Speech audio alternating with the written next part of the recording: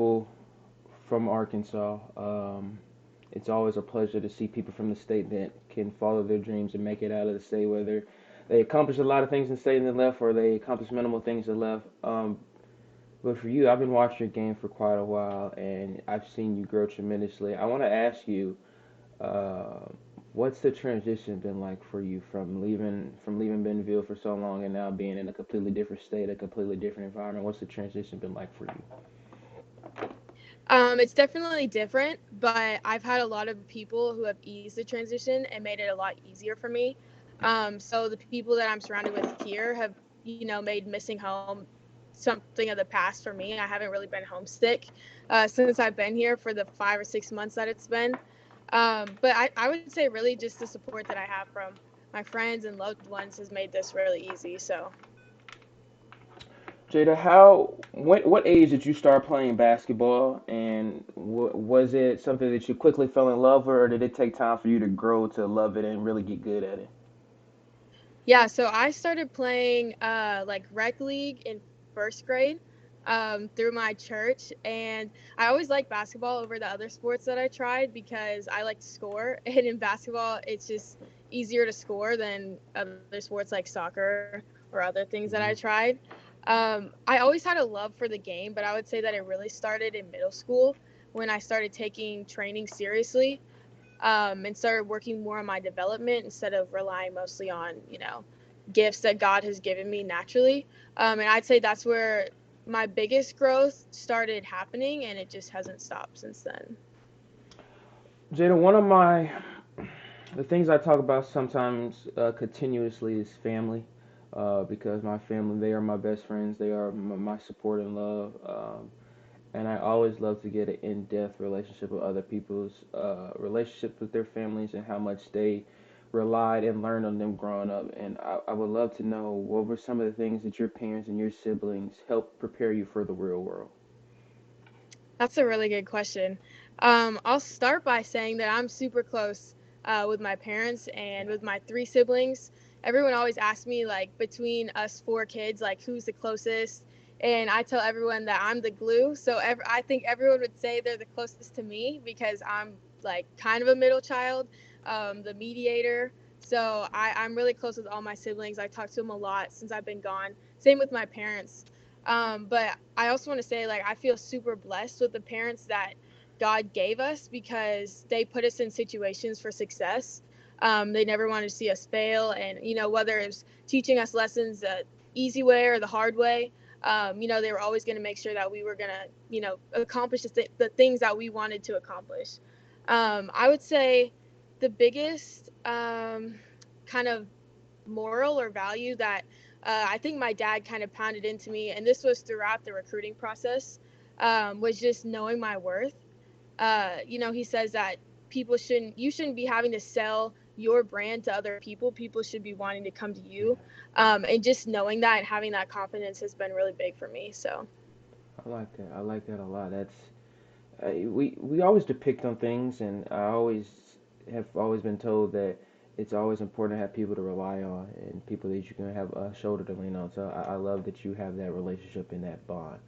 Um, what was Benfield like for you? What was growing up in that environment like? And initially, um, did you feel like sports was your way in terms of getting out of Bentonville and making it something for yourself? let's see, where should I start with this? So I really enjoy growing up in Bentonville. It's a really safe area, and the community is really nice. It's growing. Since we've moved here like 11 or 12 years ago, it's changed a lot. There's a lot more fun things to do too now in Bentonville, so that's kind of cool. In terms of like basketball and like the education system, the schools there were great. I mean, top of the line in the state. Um, in terms of like fitting in, I think basketball was my identity for a long time. From when I started playing in or I guess it would have been junior high when I started playing for the school through senior year of high school. Like everyone kind of knew me as the basketball player.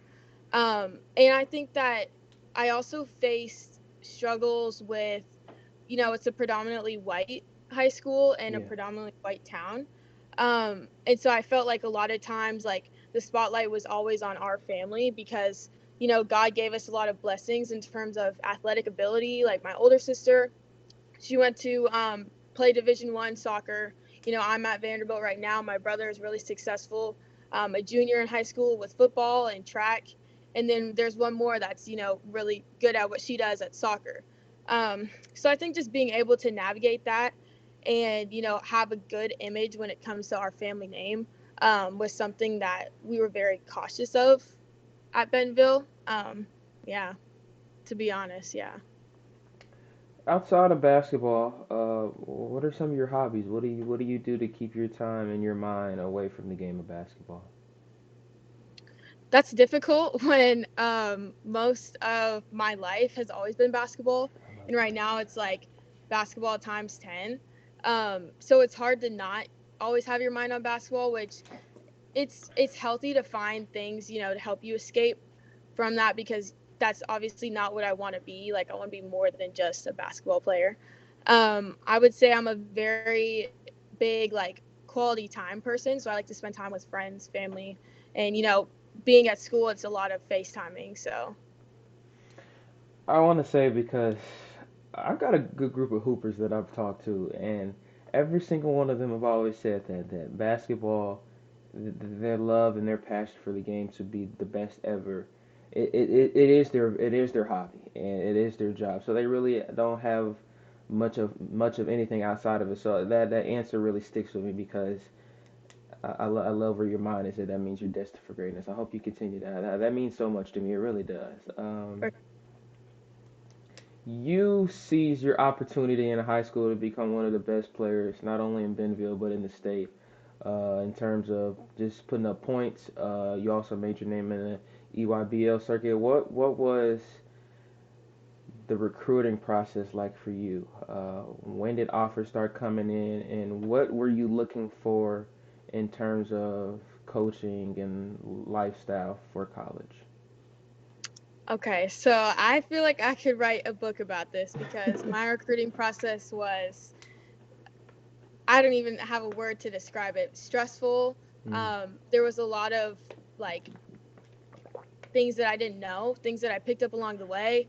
When I thought it was over, it wasn't over. But essentially, I got my first offer. It was summer after freshman year, from a small school in Texas. I was super excited. Um, but then everything after that was super difficult in terms of, like, getting attention from coaches. I was cold calling coaches, bugging them because they can't call us at a certain age. You have to be the one to reach out to them. So I think in terms of the recruiting process, I grew in a lot of ways in terms of being able to sell myself to people, telling people what I'm, good for and why I can fit with their program. So eventually, so it was October of junior year, I committed to Rice University, and it was, I don't know how many months later, 6 months later, in April, they called me and said that they were leaving to go to the University of Washington. So at this point, I I remember this like it was yesterday. I was like shocked. I was in tears because, of course, when a coach recruits you, they're gonna, tell you all the things that are gonna make you want to commit. So yeah. I knew their coaching contract was ending, but they told me, we love, like, the school, we love Houston, like, we're not gonna be going anywhere. You don't have anything to worry about. So that was comforting to me and my family. But you can't trust everybody. So they left, and I was kind of in between a rock and a hard place because I was like, I have this opportunity here, but now a new coaching staff is going to come in. I don't know, how I'm going to click with them, if I'm going to want to stay here. So I sat on it. And in hindsight, I wouldn't have sat on it for as long as I did so that I, could kind of relax and enjoy the second part of my recruiting process without as much stress. But eventually I think it was in July, that following July, I had played, a couple months of the summer. I decommitted from Rice, and one of my, this is a really long story. I don't know if this is, You're good. This is what sorry. this is what we're here. Don't need to apologize. This is what Okay, I'll so do. Okay, so one of my trainers who had been training me for a long time, Brandon Love, he is a graduate of Vanderbilt, Hmm. and he was a head manager at whenever he came to Vanderbilt. And so there was a coach on the coaching staff at that time who coached there. He left, and now he was coming back because his wife was just named the head coach of Vanderbilt. This would be their first going into their first season. And so Brandon was like, you should check out this option. Like, I know Tom Garrick, like, I trust him. He's a really, great at skill developing. Like, he'll make you into the player you want to be. Like, you should really look into this. So I was like, okay. I went to their elite camp. I really liked it. I was like, if they offer me, I'm going to commit. And so, let's see. I played in my very last tournament. And this was probably the most stressful week of my life because I had decommitted, not to mention, I had switched AAU teams, which is a whole different story in Hmm. itself. But I would say, if anything, this is when I leaned on my faith the most because there was so much, like I said, like, un, no, I don't know. I was lost. Like, I didn't know what to think. I didn't know what was going to come of the future. I just had to trust that God had a plan for me and I was going to end up where He wanted me to be. And so eventually, I played like my last tournament with no offers. I got a lot of offers out of it, but I kind of, I wouldn't say ignored them, but kind of, when Vanderbilt came through, I was like, this is where I'm going. So, I don't need to talk more with the other coaches. So, if that answers your question, It does. that's kind of what the recruiting process was Love like. that. And I say, like, I wish I wouldn't have held on with Rice as long as I did because I think between uh, that last tournament when I played pretty well, there was like a week when I was just on the phone with coaches like all day long.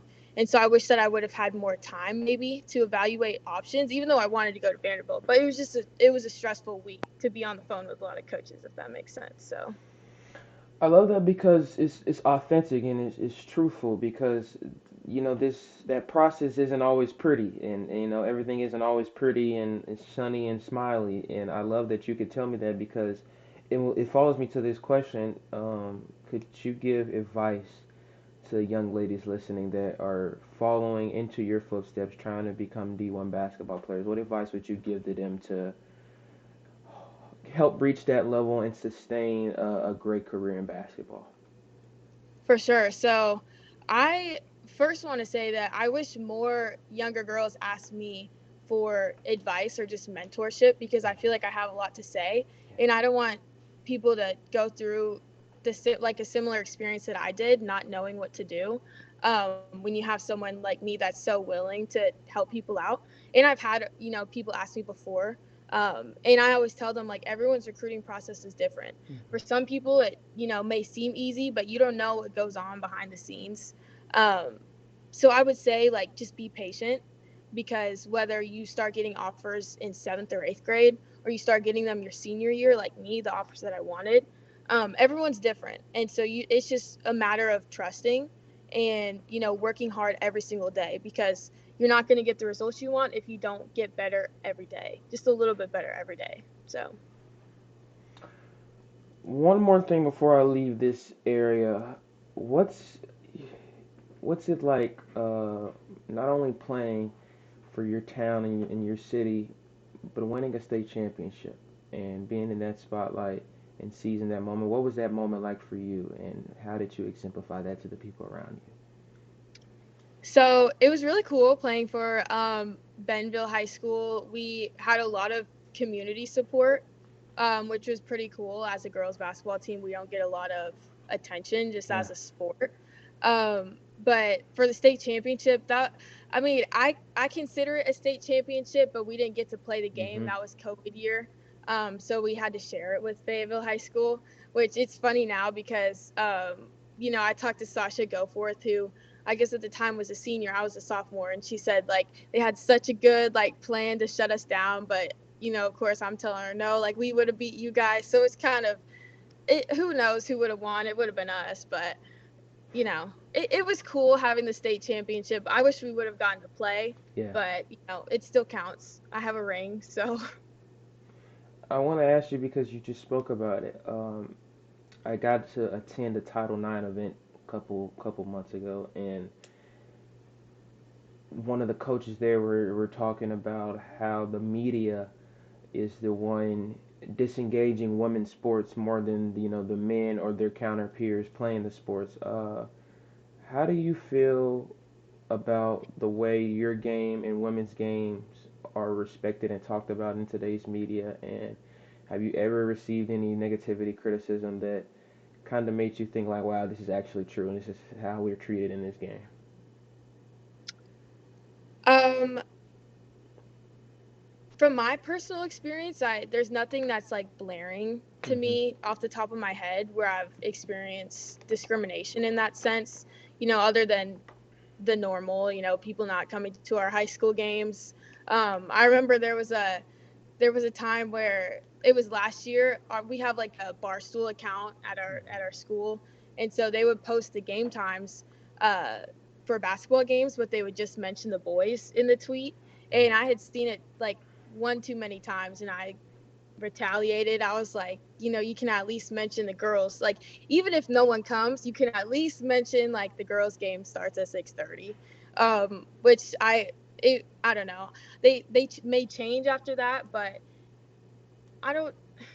In terms of like how the media portrays women's basketball or women's sports in general, I think uh, there's people that are making steps in the right direction, but it's going to Yeah. take a while to get to where we want to be. And I don't know if we'll ever be viewed at the same level as men. So I hate that because I love women's sports. I really do.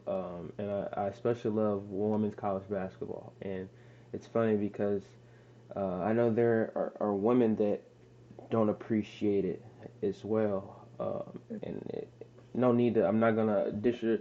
I'm calling out my mom right now because she doesn't watch college basketball, women's college basketball, and I got her onto it. And I'm like, you guys are really missing something. These girls are putting just as much, if not more, work in than the males are, and their talent is exceeding expectations. And I love what you guys are doing. I really do. And I say that because whether you realize it or your peers realize it, you guys are inspiring young ladies to continue playing the game to another level. So continue doing what you're doing. I really do mean that. I know you haven't been in Nashville for long, but what's that been like for you? How's that new lifestyle treating you, and has it been everything that you kind of wished and hoped for? yeah, Nashville has been great. The weather is the same as it is in Arkansas, so that's not Mm. too much of a change for me. The city, I would describe it as the most, I don't know. It's like a city, but not really. Yeah. It's kind of like, I don't know, like a fake city. Of course, we have like the big buildings and the tourism, but it's no Los Angeles, it's no New York City. Yeah. But it's fun. There's always like pedal buses all around the school, around the city because we're so close to downtown. Hmm. But it's been super cool. We have lots of good restaurants, fun things to do. So it's good. It's a good change of pace from small town Yeah. Bentonville because there's not much to do there. So, Jada, what's your day-to-day schedule like? Like, what time do you get up? What time do you have practices? When are your classes? When are your film sessions? Like, what's a day-to-day schedule like for you? um, today was an off day, so that was nice. I won't take you through Hmm. that because that's it happens once a week. We'll go through tomorrow, for example. So our start time is 7. We have lift at 7. So that means we have to be there at 6 to like eat and tape, and then that would mean I would have to wake up at like 5:30. So we'll lift for 40, 45 minutes. We practice from 8 to 10:30. Um, we all get ready for class. I have class from 12:20 to 3:20, and then usually, sometimes I'll go watch film with my coaches, or I'll go to study hall after class. We have like a requirement for study hall hours. Find time to eat somewhere between those hours. It's constant. Like there's not a lot of downtime, so when we Yeah. do have off days, it's like a really nice reset. Um, but yeah, that's kind of what my days look like. I want to ask, because another thing I talk about very vividly is film, and I would love to know when you're watching film and when your coaches are putting you through film, what specifically are you guys looking at? Is it your game? Is it opposing teams? What are you looking at to learn and gain and benefit from? So we haven't watched film for opposing teams yet. I'm sure it won't be long before we start doing that because our season is 2.5 weeks. Um, we've watched team film a couple times, but I would say the majority of the time I've watched film with my coaches, it's been individual. Um, and I would say one of the biggest differences between watching film in high school and college is the attention to detail because little things matter in college, like the difference between taking one extra dribble to make a pass or the difference between standing, setting a screen on the block versus setting a screen on the first hash. So it's just like it's a lot that you have to take in, but it just comes with reps. So if I watch film with coach, yesterday, today in practice, I need to be able to make those corrections because we just worked on that in film. So NIL is becoming the hottest thing in college sports right now, and whether your opinion is you love it or you don't, in a player's take, what do you see out of it? How do you think it can benefit you and your teammates? And is it a what do you feel? How do you feel about NIL? yeah, I think it's really awesome. That players can start using their name to, elevate different things that they value. For me, I haven't engaged with NIL too much just because it's difficult not having uh kind of like a name right now. It's going to take for me to play well during a season for people to, Yeah. start knowing who I am and everything. But it's something that I definitely want to get into because I think that it is an advantage for us athletes because we have a platform. So why would you not use it to Right. kind of promote things that you support, things that you are passionate about. So I want to ask you, um, what's it like playing under and practicing with Coach Ralph? I know she has been doing amazing things so far. What's her? Well, okay. This is what I want to ask you. What's the game difference been like between high school and college so far? just in general. Yeah, like what are some of the differences between coaches and practice style and the intensity of things? Okay, so I would say like starting with the game as a whole. Um, of course, from high school to college, things are much faster, and the expectation is that you understand things faster. Because if it takes, the girl next to you 2 times to understand it, and it takes you 3 times, they're gonna go with the girl that understands it quicker. Mm-hmm. Um, I would say in terms of coaching, Coach Ralph, she came from UConn, so she knows nothing but winning, and that's Right. her expectation. And the standard is that we come our best to practice every day. It doesn't matter, what happened last night, what happened this morning. Like you have to leave all that behind you when you walk into the gym. I really like that though, because without that push, like we're not gonna accomplish the things that we want to accomplish. Um, what was the other thing that you asked about? Oh, practice. Practice is it's a world of a difference between high school and Yeah. college. First of all, our practices are super long compared to high school, and the intensity is different because people, we're thinking ahead to who we're going to be playing, and so that's how we have to model it in practice. Everything has to be fast, game like. I would say like maybe the biggest difference in practices is the energy that's required of you. I think people don't understand like how much like clapping, high fives, yelling, counting goes on like in a women's basketball practice is insane. Like I felt like after the first week of practice, like I felt like my voice was gonna be gone because it's like there's not a minute when you're not supposed to have your mouth open. But I remember in high school practices they would just be like you could hear crickets Mm. because that's not I mean just maybe at my school like we didn't you know Yeah. that wasn't something that was required. So Wow. That's interesting. That's really interesting. Um, Jada, what's your end goal? Uh, in terms of it doesn't have to be just basketball, but what do you want to do after college? What is the thing that you want to accomplish most in terms of what you want to aspire to do? After college, I would love to continue playing basketball. Is that realistic for me right now? I don't know. There's so many things that can happen in the next 4 or 5 years that could make that happen or not make that happen for me. But I'd say in an ideal world, I would continue playing basketball because I love basketball. One of my favorite questions to ask people, because I always get a different answer for this, and I always love to hear why they choose these people. Three people that you could have dinner with, dead or alive, who would they be and why? Ooh. I definitely have to say Kobe, number one. I get that all the time. Okay. um, Explanation for that, I don't even know if that's needed. I think that his work ethic was unlike anyone anyone dead or alive right now. Um, and it would have been cool to understand just kind of what goes through his head. Um, I would say Kobe. Um, Geez. I don't like questions like these. Um, because I really got to think.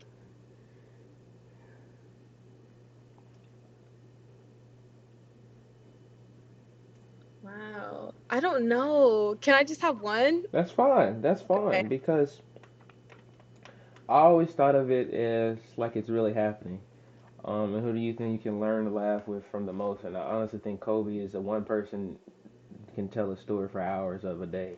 And I laugh with it because Kobe is one of my people as well.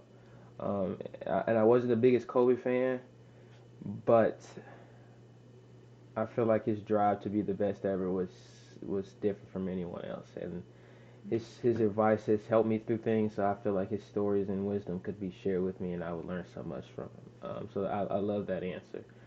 For Um, sure. One of my passions is music, and I love to depict other people's music tastes. And I would love for you to talk about who are some of your favorite artists, some of your favorite songs, and also what do you listen to before a game to get you ready before a game? Okay, I can get with this question. Um, I'd say my number one favorite artist is SZA. Okay, Any song doesn't matter. I love her. Um, I really like Drake. that's the goat. I would say like before games, I like Lil Baby or 21 Savage. That kind of avenue. Yeah.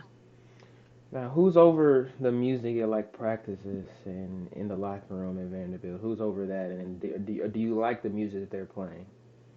I do like the music we play. We don't have music in practice when we lift. Our strength and conditioning coach does the music. She does a Okay. good job. We like it. And if we didn't like it, we would tell her and she would change it. In the locker room, usually Ayana Moore will play music and everyone vibes with her music. So That's good. Music always, in my opinion, sets a good tone for getting ready to get some work in or be something, do something, accomplishing something. So I love a good music vibe. for sure. I want to leave you with this. One of my questions that I always like to ask, and I always say, if people don't take anything away from this interview, I want them to take this away. If you can give one piece of advice about anything at all, what would it be? And also, um, something big that I talk about as well as leaving a legacy behind. And what do you want people to always remember about you? This is deep. Let's start with the advice question. Um, Honestly, what I said earlier about knowing your worth, I think that encompasses a lot of different things, but it's incredibly important, especially as a female athlete, um, not to get pushed around or to let anyone think that you're not capable of doing something. So I would say that's my biggest piece of advice. And it doesn't just apply to sports, it applies to when you enter the workforce, it applies to your relationships. Um, so that's my biggest piece of advice is to just know who you are, know what you can do, and not let anyone tell you that you can do less or that you deserve less. Um, What was your second question? What do you want to be remembered for? Like, what's a legacy that you want people to remember about Jada Brown forever and always? Yeah, I would say in terms of on the court, I want people to see Christ in me. Someone who plays with poise, someone who has good character. But I also want people to see a good teammate, someone who is supportive, someone who didn't, put people down, uh, someone who kind of, I don't know, like push people to be more than what they think Hmm. they are. Um, and as a person, I mean, kind of the same thing. I think that there's so many parallels to a basketball court in life. That's what I want people to see me as on the court and just in general. So I agree. I really do because I say this hopefully. What I do is, and what I've done with the show is hopefully give people a chance to share their story and their wisdom. Um, and I can see that love for you as well, that you want to share your wisdom and your journey with others so they can succeed in life. Um, and I hope you continue to have that because there's not a lot of people out there like that anymore. And things are weird and cruel now. And when there's still just a few people like that, I think we're in a better place. And so I hope you continue to have that mindset and love for what you're doing. for sure. Jada, I want to say thank you for taking some time out. I know you had an off day today, but still, it means a lot for you to come and sit down and talk with me and share your story with me just a little bit. And I want to say I will be continuing to support and watching what you're doing over the next couple of years. I know a lot is going to be successful and great for you as well. For sure. Thank you so much. I had fun on your show. I'd love to be back sometime if you want to have me Absolutely, back. I will. When that game gets growing and your name gets to blowing up a little bit, I first of all I want them to know that we had her on when she was just a freshman before she played a single game. So I don't want anyone to say that we're just getting at her before we've known Jada Brown before she got to Vanderbilt. Okay, This is um, the I've been here.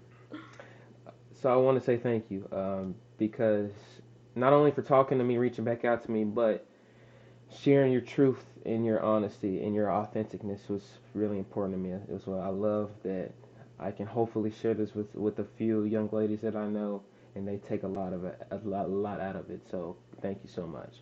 Um, Absolutely. could you do me one thing and share, if you're willing to share your social medias, your Instagram, Twitter, if you have any of that, with people so they can follow you and reach out to you if they want to? Yeah. So I think my Instagram is at Jada Brown underscore, and my Twitter is at Jada Brown with two underscores, I think. Yeah, Okay, man. Thank you guys for tuning in, and Jada, thank you again. And you said that I was gonna ask you anyways. I would love to have you back one day, yeah, um, because not only did you have so much to share already, the next couple of years are gonna give you so much more to share, and I would love to have you back at some point. So thank you so much. for sure. Thank you guys for tuning in. All love. Take care, you guys.